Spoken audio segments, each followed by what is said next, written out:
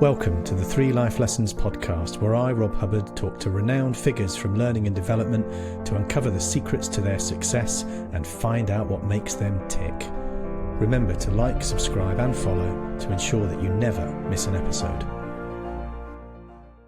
So I think anyone who has met you, Andy, or seen you speak would probably think of the words energy and enthusiasm and associate that with you. I know I certainly do. I mean, your work with the CIPD over the years has really changed what I think it's fair to say I and many perceived at the time as a somewhat dusty and perhaps a bit out of touch organisation into something really vibrant and exciting. It's really been quite kind of transformational. And I think that's evidenced by the brilliant Festival of Work that I'm very much looking forward to visiting next month and seeing you there. But you're also a really accomplished author, so you've got a highly acclaimed book, you've got a second one on the way, you've written countless articles, and there's a lot more to you than that. So Andy Lancaster, I'm delighted to welcome you as a 3 Life Lessons guest. Thanks, Rob. Absolutely brilliant to be here.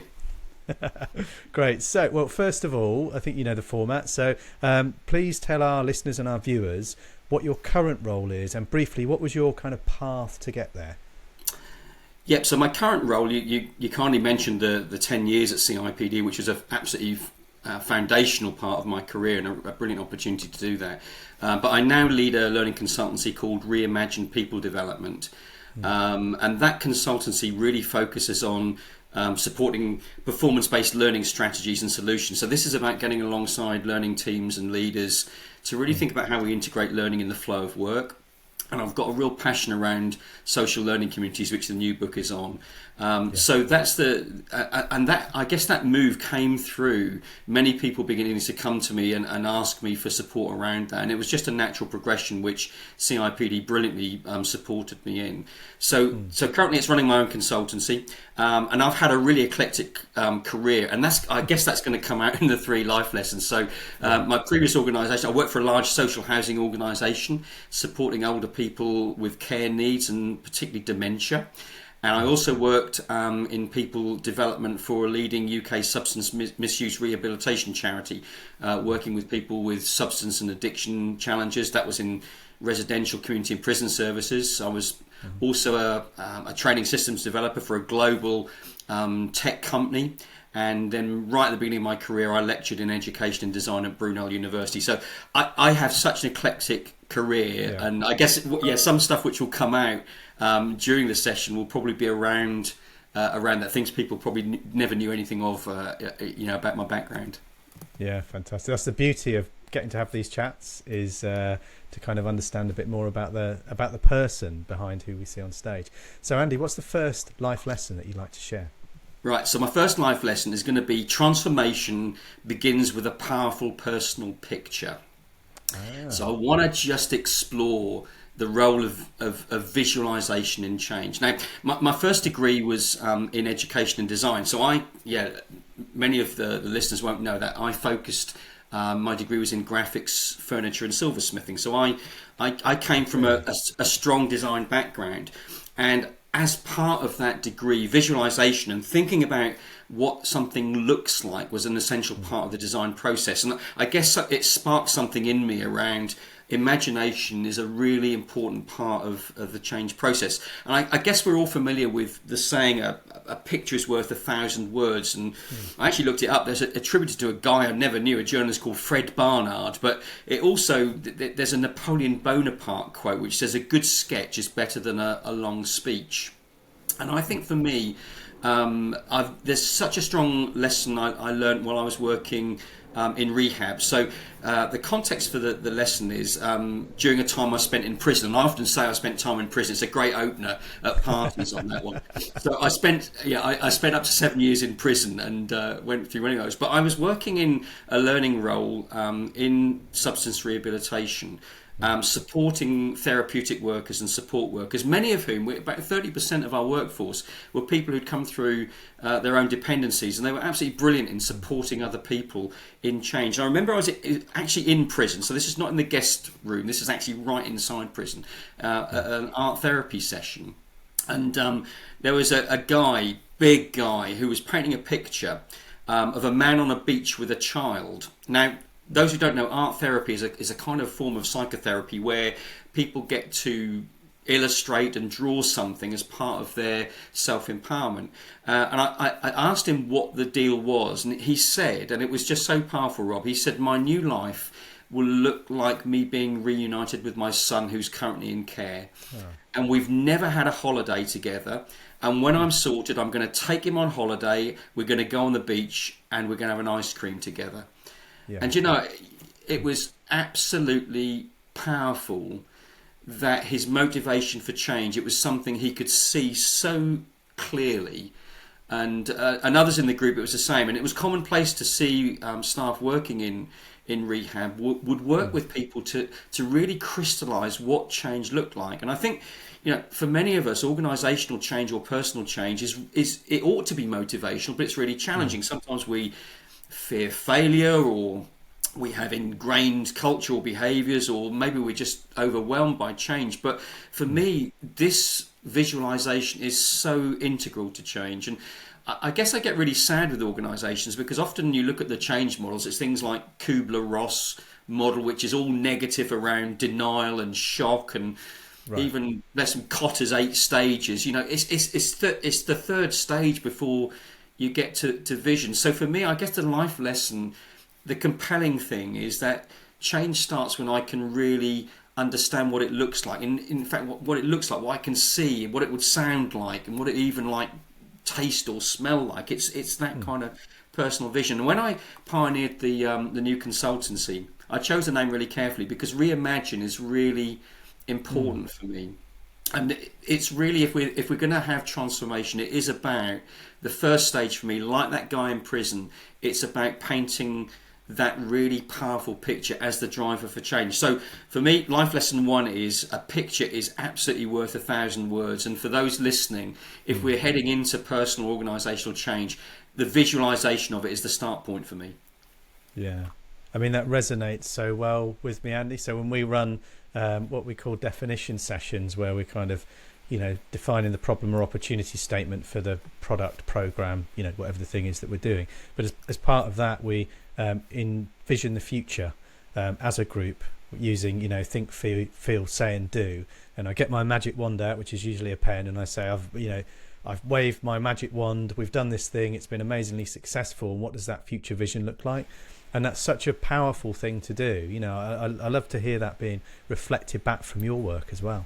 Yeah, and so often, and I'm not being critical of senior leaders, and I guess I've been in a senior leader position, we just think running a town hall or a briefing session or putting out, you know, a memo, that's going to be enough to really empower people to change. And it really isn't, you know, and I think it really requires skilled facilitators to help people to do that. So I look back at that time, obviously my degree was around this and worked with some brilliant designers in that, but to see life-changing moments in the lives of people in really difficult circumstances because they went through visualization. So I just encourage an organisation, I think we need to do a lot more visualization, and it's great to hear that that's part of your business model, because that's what really grabs people's attention. Yeah, absolutely. Very good. So Andy, life lesson number 2. So life lesson number 2 is a really profound one, Rob, and it's not one I've shared with many people. So actually, I'm letting you in on a bit of my life, which I'm a bit ashamed of, to be honest with you. So the second life lesson is no one is invincible, and self-care is vital. So I want to start by painting the picture of the circumstance. So it was a visit to King's Home, which is the home of Gloucester Rugby, and I went to a game to see Harlequins play Gloucester. And it was packed, you know, it was heaving, and the game was intense, all those kind of things. But I felt unwell, and just before half time, I thought I've got to go to the bathroom. And as I was walking to the bathroom, I collapsed and went down and went out completely. And they scraped me up and put me on a stretcher, and I was actually wheeled around the edge of the pitch. It was so embarrassing. I'd come round by that point. And there was all the crowd cheering. I was the person being wheeled around the edge on a stretcher. And once they checked me out in the medics room, the paramedics, my blood pressure was very low, and I just obviously passed out because my blood pressure was really dodgy. But they said, you can get home. We think you're good enough to get home. But that night I fully collapsed at home and was rushed into to A&E, and I'd suffered. We won't go into details, but I was suffering an acute gastro bleed, stomach bleed, and it's even emotional now talking about it. So Lou, my wife, was there with me, and I was in the crash room.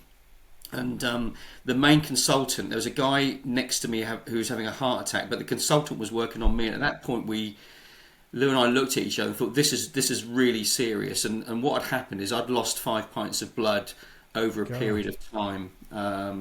And they stabilised me. I had a blood transfusion. I was in hospital for a number of days. And the next day when the consultant came around, he said, I think if you had not come in, you may well have gone into a coma that night and died.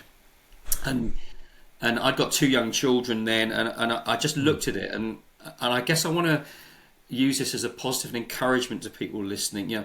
We've really got to look after ourselves, and I'd simply burnt myself out. Wow. And it was a bit like the kind of the frog in the kettle syndrome. Over time, Rob, the pressure had got more and more, and I just kind of got used to doing it. And I looking back, there was things I could see. I had sleep issues, I was tired, and I'd got headaches. And what I'd done is I wasn't taking over the prescribed dosage, I was taking over the counter headache tablets, and I just fried my stomach taking these. So I think the life lesson for me is, gradual work pressures, the expense of pressure at work, challenging cultures, all those kind of things. I just ignored those, and I actually had a near-death experience which would have ended my life in my 30s. And I just want to encourage people, none of us are invincible. There are tipping points in life, and I just encourage people, we do need to listen to what's going on. We need to look at our bodies, those kind of things. And self-care is so important. So for me now, I'm not saying I've got it cracked, but I take care of myself, my mental health. I plan that. I walk, all those kind of things. So I think my life lesson, as I said, it's not one I've shared with many, Rob, is to my shame, I let pressure get on top of me, and it nearly finished me off. But the life lesson is actually if we prioritise self-care, that's got to be a priority for us. Yeah. I mean, it's easily done, isn't it? A lot of people's work lives are basically like sprinting on a treadmill, and it can be enjoyable. If you're into what you're doing and you get a lot back from it, that kind of stress and that damage to yourself, it can kind of just creep up on you. And there's quite a few people that have told me a similar experience where they thought they were fine, and then something relatively minor seems to happen, and actually underlying that is something quite serious. So I mean that is such an important lesson, one that I'm try I think we all try to learn and have to keep on learning it, don't we? Yeah, I just thought, and I was in my 30s, I'm older now, but I honestly thought I was invincible. You just don't think it's going to happen to you, and just that moment, it's something it will live with me till I die. Lying in the crash room, thinking, I think I might have blown it. Blown it. So I just encourage no job, and I know we need jobs, and many of those listening, you've got bills and mortgages to pay, and sometimes you've got to be in a job, but no job is worth compromising our health over. So I just encourage, even if you are in a stress position, you need to be in a stress position. There is so much we can do simple for healthcare, and for me now, even I'm looking out here. I'm in my shed at the minute, Rob, but I'm looking out. There's a small garden there. We do gardening. I do walking. So none of us are invincible, and I think we just need to take our own care really, top priority. Yeah, that is an excellent one. Thank you. So, Andy, your third and final life lesson you'd like to share? Third and final life lesson is some of our greatest successes are found when we revisit our failure. So I just want to talk about one of my failures and how it turned around. So school is really formational for most of us. And when I was at school, I had a brilliant design teacher, which is why I ended up going into teaching. And I'll call him out, Mr. Childs. He was brilliant. He just inspired me around design, and he even went and played football with us at lunchtime and things. So he was a great one. But I had an English teacher who I won't name, who was really, really tough. And I remember getting tough marks. I remember being embarrassed by work submitted and being even embarrassed in front of the class. And I can remember one occasion, and the reason I'm telling you this is because I'm going to finish this little bit of the story. I got in detention because of not being very good, we were obviously messed up with something, and we were forced to learn Shakespearean sonnets. And I remember, it was, shall I compare thee to a summer's day? Thou art more lovely and more temperate. Rough winds do shake the darling buds of May, and summer's lease hath all too short a date. I wrote it down, but I can remember it even now. I was absolutely hammered in English, and I decided I was never going to go near writing. I was so embarrassed by it. And it wasn't until later that I suddenly realised that actually that failure and that person's perception of me was misfounded. And when I was an instructional designer, I began to write, and it seemed to be going okay. And I realised that I'd got a very negative self-perception that I couldn't do this. Someone had told me I couldn't write, and I thought that was the case. And when I was at a conference, when I was working for CIPD, I was at a conference and I was on the Kogan Page stand, and some of you might know Kogan Page produced lots of great books around people development, and someone said to me, "Oh, have you ever thought as a learning lead about writing a book?" And my immediate response was to literally to run away because of my experience at school. It was just like, I cannot do this. I failed at writing, and you might look at me. But then I went away and I thought about it and just thought, maybe there's some redemption in here, and I need to revisit that. So I wrote Driving Performance Through Learning, and it was hard, Rob, but it went. The book was received really well. I had imposter syndrome. I was scared about the release of it, but it won a Business Book Award. And I can tell you now, and again, I'm telling you, I've not told anybody apart from my wife on this one, so you're getting to hear this one. When I went up to receive the Business Book Award, as I walked up on the stage, I had the words in my mind: "Shall I compare thee to a summer's day? Thou art more lovely and more temperate." And it was just a healing moment for me, that I realised I'd defeated a giant from my past. And someone who told me I'd never be able to write and I was rubbish at it, I'd just taken that on board. And so the life lesson from this one is, sometimes we might think we've failed, or maybe someone's been harsh with us, but actually we can't live under the weight of that. And there's a great quote from Confucius which says, "Our greatest glory is not in failing, but in rising every time we fail." So I just encourage those who are listening, there may be things you don't think you can do, and I thought writing was one of them. But it's ended up with a book, and there's another one. I think it's due out in a few days' time. So Rob, for all of us, let's not be weighed down by the wrong expectation and misappraisal of who we are. Yeah. But of course, Andy, that failure at school, that wasn't your failure. That was the teacher's failure. You didn't fail. It was. Yeah. And it's so important that you put that. And I'm assuming probably in my life there may have been instances where maybe I might not have interacted as positively as I could with someone. So Depends it was where you're coming from, I think. I think you can be firm with people and and critique stuff, and we absolutely have to do that. Otherwise, how are people going to improve? But if you're doing that from a position of not love but care, I'm saying this because I want you to be as good as you can be. Whereas what you described there with your teacher, and we've seen this, I see this with my boys, some of my boys' teachers, thankfully very few of them, but some of them are there because they like to be in a position of power over others. Most are there because they want to educate, and they love helping children, they love seeing them develop and grow. But there's a small minority, and I think most of us will have experienced teachers like this. They're there to exert that power over others. And I've had, one of my boys, in fact, has been totally turned off languages, despite the fact, Tess is a fluent German speaker.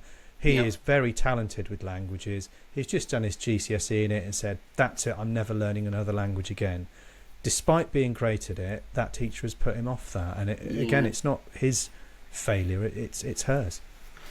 So I guess for me, and it's brilliant to be able to come on here, Rob. So I guess for me, the three life things are really important things, and they've been transformational for me. So it is about envisioning, and I saw people really in difficult places who changed because they got that powerful sort of personal picture.